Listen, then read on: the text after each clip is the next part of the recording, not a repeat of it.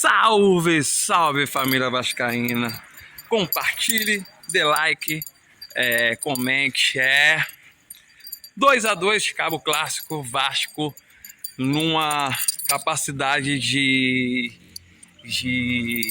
não desistir, uma raça tremenda no segundo tempo. Vamos falar um pouquinho dessa partida. Começa com o ponto do Renato Gaúcho. Não entendi essa escalação do Renato Gaúcho. Eu acho que o Renato Gaúcho veio... vamos empatar a partida no primeiro tempo, para chegar ao segundo tempo, e entrar com os jogadores que a torcida sabe que é titular. O Axson, o Spinelli e o André Gomes. Os três estão pedindo passagem. O André Gomes diz que tomou toque, está machucado na coxa, só tinha 20 minutinhos de jogo. Cheguei em casa, estava na rua aqui, 20 minutinhos de jogo, mas Renato Gaúcho é muito... como vou dizer, ele é muito teimoso, ele é muito teimoso. Eu não sei como ele não entrou com o Tietchan hoje. Uma curiosidade, vou vir aqui para a luz para ficar mais claro. Entrou com o Tietchan hoje. Chega aos 8, uma bola na área, primeiro tempo, um ping-pong do caralho. A bola sobe pro Pedro. Eu acho que, como o jogador do Vasco tirou a bola, bateu na mão do jogador do Flamengo.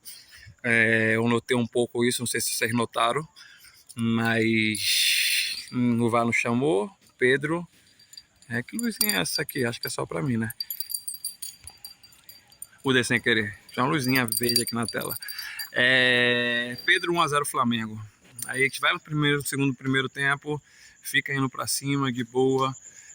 O time não vou dizer que o time do Vasco não jogou, o time do Vasco jogou, o time do Vasco quis o jogo. Finalizou muito mais que o Flamengo hoje, mas o primeiro tempo sentiu o Vasco um pouco, como vou explicar, um pouco devagar, e as oportunidades que tiveram, o Brenner, pelo amor de Deus, velho.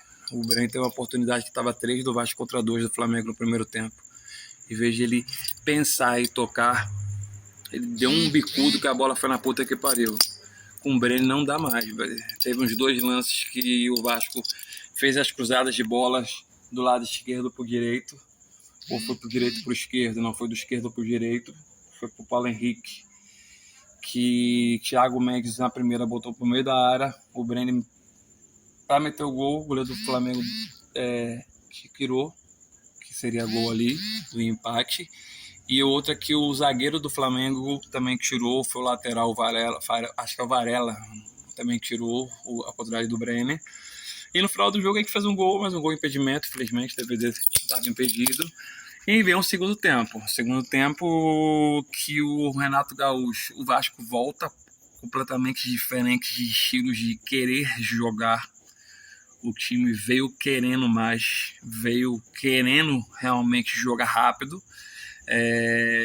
Fazia os contra-ataques rápidos, mas o que faltava era os nossos 3 jogadores principais no momento que estão pedindo passagem e querendo jogar, que é o Spinelli, o Axel, principalmente o André Gomes. Falaram que só tinha 20 minutos de jogo, era para vir os 3, e o Renato Gaúcho demora de muito para mexer no segundo tempo e é punido aos 18, acho que foi 18 do segundo tempo.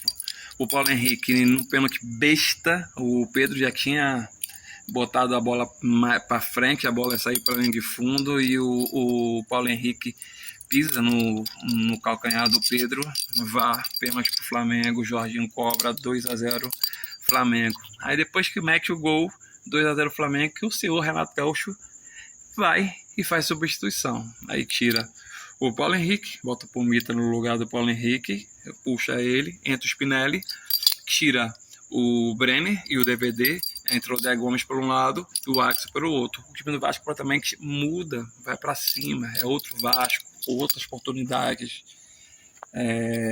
Esse é o time que a torcida pedia, é por isso que eu acho que o Renato Gaúcho demorou um pouco para mexer. Esperou tomar o segundo gol para mexer. Renato Gaúcho vai para a coletiva, fala que é só ele que sabe o que passa no clube, só ele que sabe qual os jogadores de botar, que ele é o treinador, Eu acho ele um pouco snob em algumas palavras, mas esse é o Renato Gaúcho que todo mundo conhece. E chega depois, tira o Rojas, bota o Nuno, é a mesma função, já tinha falado isso no vídeo contra o Olímpia, que o time tinha que ser o Nuno, ser o substituto do Rojas, e o time indo para cima, e tira o Barros, que tinha cartão amarelo, e bota o Hugo Moura.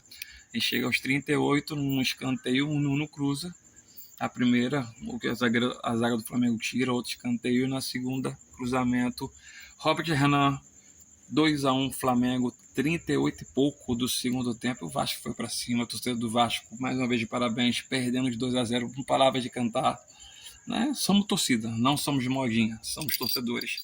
Torcida vascaína torce, torcida vascaína ama o time, torcida vascaína apoia o time, independente de qualquer situação. 2-0 perdendo o Vasco, a torcida gritando. E depois do 2-1, a torcida Caldeiro foi empurrando o time. 7 minutos de acréscimo, para mim daria mais. Os jogadores do Flamengo começaram a se jogar no chão, a bater lateral, demorar. O goleiro demorou também muito para bater tiro de meta. E tentando, o árbitro, o Wilton Pereira Sampaio, que eu tanto reclamo dele, que tem alguns jogos que ele prejudica o Vasco, mas hoje a gente não tem como reclamar do Wilton Pereira Sampaio, porque o Paulo Henrique foi infantil, foi pênalti mesmo, ele não teve um lance polêmico, então a arbitragem hoje, incrível que pareça, parabéns para o Wilton Pereira Sampaio. Eu não acredito que eu estou falando isso, mas a gente tem que ser realista quando as coisas acontecem, a gente tem que elogiar. E o Vasco penando em cima. Acho que no final teve 19 finalizações para o Vasco, 11 para o Flamengo. O Vasco dominou o segundo tempo todo. O primeiro tempo eu achei o Flamengo com mais posse de bola, 70-30. Mas o Vasco dos 30 do segundo tempo desceu essa posse. Eu achei que o primeiro tempo o Flamengo começou em cima, teve mais vontade de ir para cima. O Vasco, da metade do primeiro tempo, começou a dominar o jogo e no segundo tempo dominou por completo o jogo. Deu 7 de acréscimo, aos 52 e alguns quebradinhos, fomos contemplados no cruzamento do Cuesta e um peixinho, quase peixinho, mas se jogou o Hugo Moura, 2-2, o Hugo Moura foi para a torcida, beijou o escudo, é um jogador que a torcida vaia, como é para vaiar, a torcida aplaude como é para aplaudir. Ele mesmo disse hoje no final do jogo, perguntaram para ele está consciente, dedicou o gol para a filhinha dele que está nascendo daqui a um mês, Mavi, seja bem-vindo ao mundo aí, e empatamos o jogo, um jogo que se tivesse mais 5 minutinhos aí o Vasco viraria esse jogo fácil. Se o Renato Gaúcho mexesse um pouco antes de tomar o segundo o gol, o Vasco ganharia esse jogo. E quando eu falei que tivesse mais minutos, o Vasco poderia ter ganho esse jogo. Então, a gente sai com um gosto bom. Tá perdendo de 2-0 no Maracanã para o Flamengo, que tem um dos elencos melhores do Brasil, junto com o Palmeiras para mim. A gente sai de um 2-0, empata. Eu pensei que ia acontecer igualzinho o jogo contra o Fluminense, a gente ia virar e dava tudo para virar. Só falo um pouco do Renato aí, que ele demorou demais para mexer e a escalação foi isso que a única explicação foi essa. Acho que ele tentou entrar para tentar um empate no primeiro tempo, para o segundo tempo soltar o time. É a única explicação que eu tenho, ou ele é meio dodói das ideias. Ele sempre fala que é o jogador, eu tenho um grupo e todo mundo tem que estar preparado para jogar. Então o Hugo Moura empata o jogo, mas aí com um empate de vitória, depois que a gente deu o empate para o Cruzeiro no final do jogo, a gente deu o empate para o Curitiba no final do jogo, a gente deu o empate para a Chapecoense em casa no final do jogo, a gente deu o empate para o Remo no final do jogo, e foram sentimentos de derrota, que foram todos os jogos no final, e hoje é um sentimento de vitória, que a gente passa no último minuto do jogo, a gente pata um jogo que estava perdido. Eu falo para vocês, vascaíno, que é vascaíno, acredito do começo ao fim, não tem essa que desacreditar. Eu mesmo sou um cara que A galera até me chama um pouco de doente. O Vasco pode estar perdendo de 4, de 5. Estou dando exemplo, que o Vasco não perde de 4 e 5. Pode estar perdendo de 2, de 3, 3-1, mas eu acredito até o fim. O jogo só acaba quando o juiz apita. E hoje foi na raça, foi na superação, foi na torcida apoiando até o fim, empurrando o time. Tá de parabéns todo o elenco do Vasco. Renato Gaúcho, as mexidas, ele viu que as mexidas surtiram efeito, ele viu que esses jogadores têm que estar no time titular, que o Vasco fez uma partida, o time contra o Olímpia, tem que ser esse time titular do Vasco, mas ele diz que não tem um time fixo, ele quer estar rodando os jogadores, que a única coisa que eu concordo com ele é que todo jogador quer jogar no Vasco da Gama, um time de peso, uma camisa de peso, de grandeza. São gigantes, são reconhecidos no mundo todo. Todo jogador queria jogar no Vasco. E todos têm que estar preparados para entrar a hora que quiser. Quem não quiser jogar no Vasco, não joga. Aí que um repórter perguntou se o jogador que faz uma partida boa, se não entra no outro jogo, ele não pode ficar se achando prestigiado. Pode cair o risco. Ele falou que os jogadores jogam no Vasco da Gama, um time de peso, de torcida.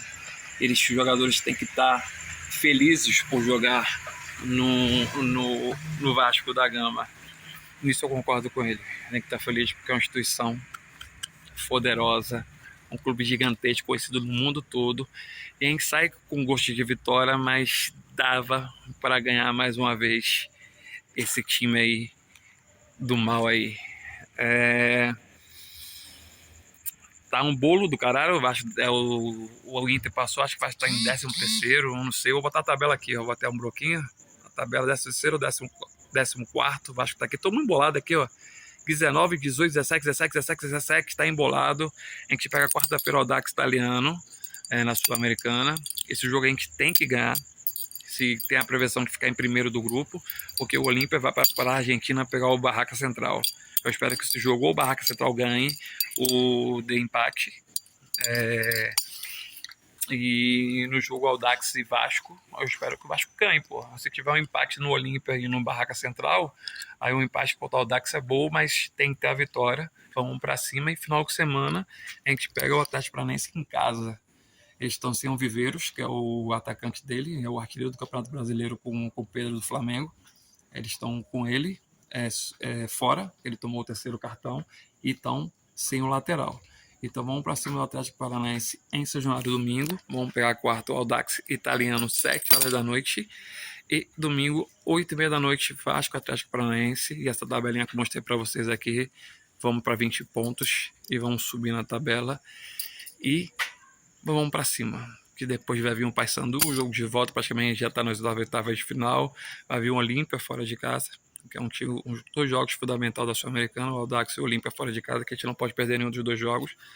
E no Campeonato Brasileiro vem um Atlético Paranaense, vem um Inter, vem um Galo em casa também, o Inter fora, até a parada da Copa, acho que é o Inter fora, Bragantino em casa, Galo em casa, eu acho que é esses times mais os jogos antes da Copa. Tem o jogo de volta do Paysandu e tem os 3 jogos da Sul-Americana. Então eu espero na parada da Copa, antes, o Vasco classificado na Sul-Americana em primeiro do grupo, na Copa do Brasil já nas oitavas de final, que vai passar do Paysandu, e no Campeonato Brasileiro eu espero estar em 10º para cima, eu espero estar lá em 7º, 8º, 6º no máximo, para a gente para um mês e pouco de Copa do Mundo, numa situação ótima, trazendo jogadores na janela e voltando depois da Copa do Mundo, indo para cima para tentar pelo menos um título da Sul-Americana, um título da Copa do Brasil e fazer bonito no Brasileiro, tentar ter uma vaguinha aí na Libertadores e a Copa do Brasil esse ano.